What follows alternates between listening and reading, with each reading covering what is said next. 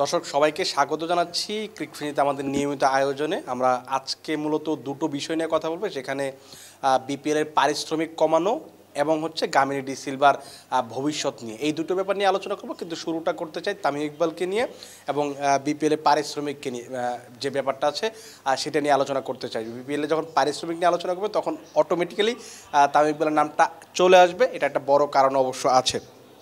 আপনাদের মনে থাকার কথা যে আগস্টের খুব মাঝামাঝি সময়টাতে তামিম ইকবাল ক্রিকেট বোর্ডে এসেছিলেন। তখন ক্রিকেট বোর্ড পরিদর্শনে এসেছিলেন ক্রীড়া উপদেষ্টা আসিফ মাহমুদ। তিনি যখন এসেছিলেন তখন তার পাশেই ছিলেন তামিম ইকবাল। পুরো মাঠ বা বিসিবির যে ব্যাপারগুলো আছে, যে যে জায়গাগুলো আছে, সেই ব্যাপারগুলো তিনি নিজে ঘুরে দেখিয়েছেন। তখন সবার মাঝে একটা প্রশ্ন ছিল যে তামিম ইকবাল যেহেতু এখনও রানিং ক্রিকেটার, এখনও ক্রিকেটটা খেলছেন, যদিও অনেক দিন ধরে মাঠের বাইরে আছেন, কিন্তু তারপরও তিনি কেন মাঠে এই ক্রীড়া উপদেষ্টাকে সব কিছু দেখাচ্ছেন, বিসিবির কেউ কেন দেখাচ্ছেন না, এটা একটা বড় প্রশ্ন তৈরি হয়েছিল।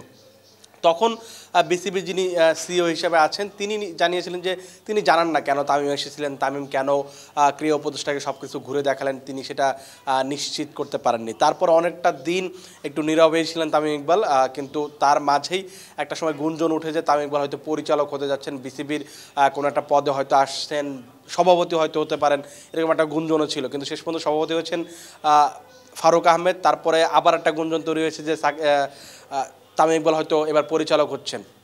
খালেদ মাহমুদ সুজন যেদিন পদত্যাগ করলেন সেখান থেকে আরও গুঞ্জনটা একটু বেশি এলো, কারণ তিনি যে ক্যাটাগরি থেকে নির্বাচিত হয়েছিলেন সেই ক্যাটাগরিতে একজন সাবেক ক্রিকেটার হিসেবে আপনি নির্বাচিত হতে পারেন, পরিচালক হতে পারেন।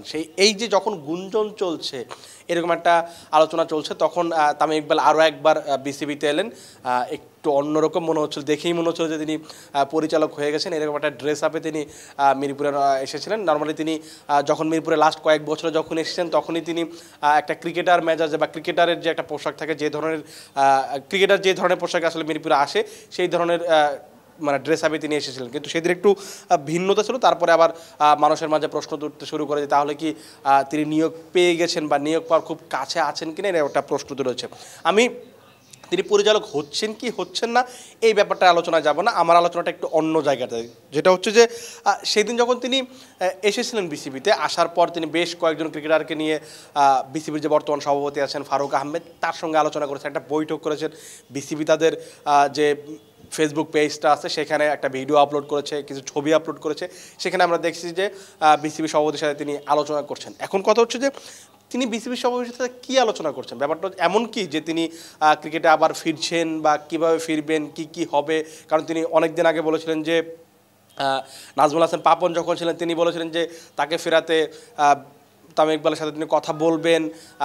বোর্ড সভাপতি নতুন যখন এলেন ফারুক আহমেদ, তিনিও বলছিলেন যে তিনি ফারুক আহমেদের সাথে মানে তিনি তামিমের ব্যাপারটা দেখবেন, তিনি চান 2-3 বছর আরও তামিম খেলুক। তাহলে কি সেই ব্যাপারটা নিয়ে আলোচনা করতে এসেছিলেন? কিন্তু যে তথ্য বা যে তথ্য পাওয়া গেছে সেটাতে মনে হচ্ছে না তামিম সেই ব্যাপারে আলোচনা করতে এসেছিলেন। ফারুক আহমেদ তখন সেই মিটিংটা শেষে যখন সাংবাদিকদের সাথে দেখা করেছিলেন, তিনি প্রেস কনফারেন্স করেননি, কিন্তু তিনি যে কথাগুলো বলেছিলেন যে এখন ঢাকা লিগ বা অন্যান্য লিগ যেগুলো আছে, এনসিএল, বিসিএল বা ধরুন বিপিএল, এই টুর্নামেন্টগুলো কীভাবে ভালো করে আয়োজন করা যায়, কীভাবে কী করা যায়, এই ব্যাপারগুলো নিয়েই সেদিন তামিম ইকবাল, নাজমুল হোসেন শান্ত, মাহমুদুল্লাহ রিয়াদ, মুশফিকুর রহিম, মমিনুল হক, এই ক্রিকেটাররা যারা ওই মিটিংয়ে ছিলেন তারা আলোচনা করেছেন।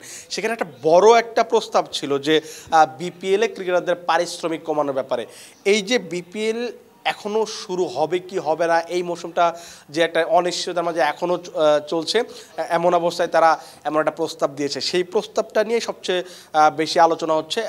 প্রথম আলো একটা প্রতিবেদন প্রকাশ করেছে, সেখানে তারা দেখানোর চেষ্টা করেছে যে বা বলার চেষ্টা করেছে যে তামিম ইকবাল বা ওই যে ক্রিকেটাররা যারা ছিলেন তারা বিসিবিকে প্রস্তাব দিয়েছেন যে ক্রিকেটারদের পারিশ্রমিক কমিয়ে হলেও বিপিএলটা যেন আয়োজন করা হয় বা লিগগুলো যেন হয়।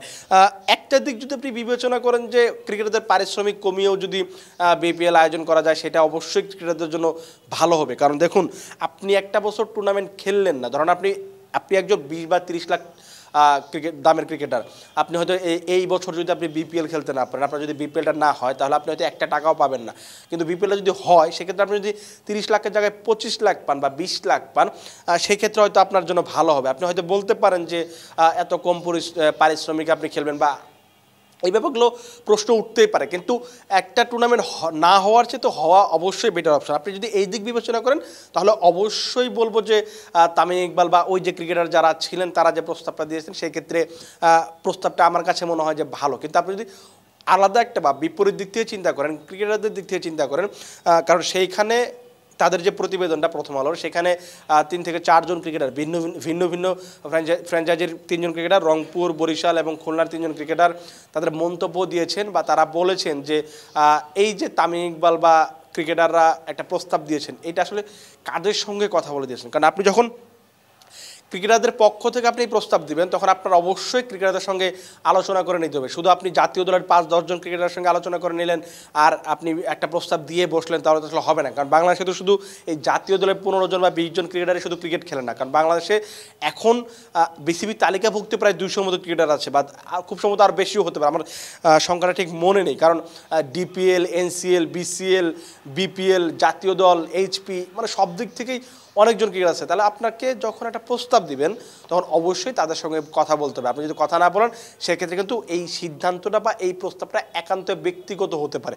কিন্তু আপনি এখন আপনি যখন একটা গোষ্ঠীর প্রস্তাব দিবেন সেক্ষেত্রে আপনি অবশ্যই আপনার ব্যক্তিগত মতামত বা ব্যক্তিগত সিদ্ধান্তটা আপনি সেখানে বলতে পারেন না। সেক্ষেত্রে কী হবে, এই যে যেটা হওয়ার সেটাই হচ্ছে বলে মানে অনুমান করা যাচ্ছে। কারণ সেখানে যে 3 জন ক্রিকেটার তাদের মন্তব্য দিয়েছেন বা কথা বলেছেন সেখানে তারা সবাই বলেছেন যে এইটা আসলে তাদের সঙ্গে কথা বলে করা হয়নি। আবার অনেকে প্রশ্ন তুলছেন যে আপনি 1-2 ম্যাচের জন্য বিদেশি ক্রিকেটার আনছেন 1 কোটি 2 কোটি টাকা দিয়ে, তাহলে দেশি ক্রিকেটারদের এই যে 10 লাখ 20 লাখ টাকা দিয়ে তারপর সমস্যা কোথায়? কারণ দেশি ক্রিকেটারদের কিন্তু খুব বেশি পারিশ্রমিক দেওয়া হয় সেটাও কিন্তু আসলে না। আপনি যদি বিশ্বের অন্যান্য যে লিগগুলো হয় সেখানে যদি আপনি তুলনা করেন বিপিএলে যে দেশি ক্রিকেটারদের অনেক বেশি টাকা দেওয়া হয় সেটা না। কারণ সর্বোচ্চ আপনি এখানে 80 লাখ টাকা পান যারা হচ্ছে ড্রাফটের মাধ্যমে, আর সর্বনিম্ন 5 লাখ টাকা পান। চুক্তি ড্রাফটের বাইরে যারা সরাসরি চুক্তি দেন তারা 1 কোটি 2 কোটি বা আরও বেশি হয়তো নিয়ে থাকে। আমরা শুনেছিলাম সাকিব আল হাসান একবার 3 কোটি বা 2 কোটি টাকা নিয়েছিলেন, এটা ড্রাফটের বাইরে গিয়ে। কিন্তু এই যে 70-80 লাখ টাকা, এই 80 লাখ টাকা কিন্তু 4-5 জন ক্রিকেটার পান যারা হচ্ছে একদম A+ বা একদম বড় সবচেয়ে বেশি ভালো ক্যাটাগরিতে থাকেন, তারাই পেয়ে থাকেন। তাহলে আসলে দেশি ক্রিকেটারদের উপরই কেন প্রেশারটা ক্রিয়েট করা হচ্ছে বা দেশি ক্রিকেটারদের পারিশ্রমিকের উপরই কেন হাতটা দেওয়া হচ্ছে সেটা আমি এখন পর্যন্ত বোধগম্য না, বা আমার কাছে এখনও বোধগম্য না। এখন দেখা যাক যে সামনে আসলে এই ব্যাপারটা কতদূর এগোয়। কারণ এখনও বিপিএল নিয়ে বিসিবি কোনো সুরাহা করতে পারেনি, দলগুলো কে কে খেলবে, কবে ড্রাফট হবে, কি কি হবে, এই ব্যাপারগুলো এখনও বিসিবি নিজেরা নিশ্চিত হতে পারেনি। এই জন্য কিন্তু এখনও আনুষ্ঠানিকভাবে জানাতে পারেনি। আমরা চেষ্টা করছি যে কোন কোন দলগুলো খেলবে সেই তথ্যগুলো সংগ্রহ করার চেষ্টা করছি, বা বিপিএলের ড্রাফট আদতে সেপ্টেম্বর হবে কিনা নাকি অক্টোবর প্রথম সপ্তাহে চলে যাবে এই তথ্যগুলো আমরা জানার চেষ্টা করছি। ওটা অবশ্যই আপনাদের আমরা চেষ্টা করে পরবর্তীতে জানানোর জন্য যে আসলে বিপিএল বিসিবি আসলে এখন কোন অবস্থানে আছে। আমরা আরেকটা জিনিস আলোচনা করবো, সেখানে শেষ করবো, সেই আলোচনাটা করি। আমি গামিনীর কথা বলছিলাম যে গামিনীর ভবিষ্যৎটা আসলে কি। যখন বিসিবির যে নতুন সভাপতি ফারুক আহমেদ দায়িত্ব নিলেন তারপরেই তাকে প্রশ্ন করা হচ্ছিল যে সবারই পরিবর্তন হচ্ছে, সবারই জায়গার রদবদল হচ্ছে, কিন্তু গামিনীর কেন জায়গার রদবদল হচ্ছে না। তিনি কিন্তু তো সেই সময় একটা কথা বলেছিলেন যে গামিনীকে আমরা শুধু মিরপুরে ব্যবহার করবো বা এরকম না, তাকে হয়তো আমরা বাইরেও ব্যবহার করবো, তার জন্য তো অনেক বাংলাদেশে তো অনেক মাঠ আছে সেখানে হয়তো তাকে ব্যবহার করা হতে পারে। সেটা কিন্তু শুরু হয়ে গেছে। কালাই কণ্ঠের একটা প্রতিবেদন বলছে যে গামিনীকে খুব সম্ভবত মিরপুর থেকে সরিয়ে দেওয়া হচ্ছে। মিরপুর অর্থাৎ মিরপুর শেরেবাংলা স্টেডিয়ামে তিনি এতদিন ওয়ানডে, টি20 বা টেস্টের যে উইকেটগুলো হতো সেটা তিনি প্রধান ক্রিকেটার হিসেবে দায়িত্ব পালন করেছেন। কিন্তু এখন বর্তমানে বেশ কিছুদিন যাবত তিনি মিরপুরের বাইরে দেশের বিভিন্ন স্থানে তিনি যাচ্ছেন, বরিশালে, রাজশাহীতে, বগুড়া, খুলনা, এই জায়গাগুলো তিনি দেখছেন। ধারণা করা হচ্ছে যে তিনি খুব সম্ভবত ঢাকার বাইরে বা আন্তর্জাতিক ক্রিকেট হচ্ছে এরকম স্টেডিয়ামে কোনো দায়িত্বে পাচ্ছেন না, তিনি এর বাইরে কাজ করবেন। যে জায়গাগুলোতে ঘরোয়া ক্রিকেট হয় বা এনসিএল বিসিএল হয়, কিন্তু সেখানে আন্তর্জাতিক ক্রিকেট হয় না, অনেক দিন ধরেই হচ্ছে না, এরকম মাঠে তিনি হয়তো কাজ করবেন, উইকেটগুলো দেখভাল করবেন, দেশের ক্রিকেটের মানে রুট লেভেল থেকে যে উন্নতি দরকার সেখানে তিনি কাজ করবেন। কিন্তু তিনি আর মিরপুরে থাকছেন না, এটা হয়তো মোটামুটি নিশ্চিত। কিন্তু বিসিবির পক্ষ থেকে আসলে খুব বেশি এখনও বলা হয়নি। সেই প্রতিবেদনে আরেকটা জিনিস বলা হচ্ছে যে মিরপুরে যদি গামিনী চলে যায় তাহলে সেক্ষেত্রে এখানে প্রধান ক্রিকেটার কে হবেন। যেহেতু সামনে আপনি সাউথ আফ্রিকা সিরিজ খেলবেন, খুব সম্ভবত অক্টোবরের দিকে তারা আসবে, ঢাকায় একটা ম্যাচ হবে, চট্টগ্রামে আরেকটা ম্যাচ হবে, তখন আসলে ঢাকাতে প্রধান ক্রিকেটারের দায়িত্ব কে পালন করবে। সেখানে বদিউল আলম নামে একজন সাবেক ক্রিকেটার আছেন, তার নাম প্রকাশ করেছে তারা যে তিনি খুব সম্ভবত মিরপুরের দায়িত্ব নিচ্ছেন, তিনি হয়তো ঢাকাতে প্রধান ক্রিকেটারের দায়িত্ব পালন করতে যাচ্ছেন। বিসিবি যেহেতু এখনও আনুষ্ঠানিক বলেনি, তাই আমরা আসলে এখনই নিশ্চিত করতে পারছি না যে কী অবস্থা বা ভবিষ্যৎটা আসলে কী হবে, তার কি চাকরি এখানে থাকবে নাকি থাকবে না, সেটা একটা প্রশ্ন।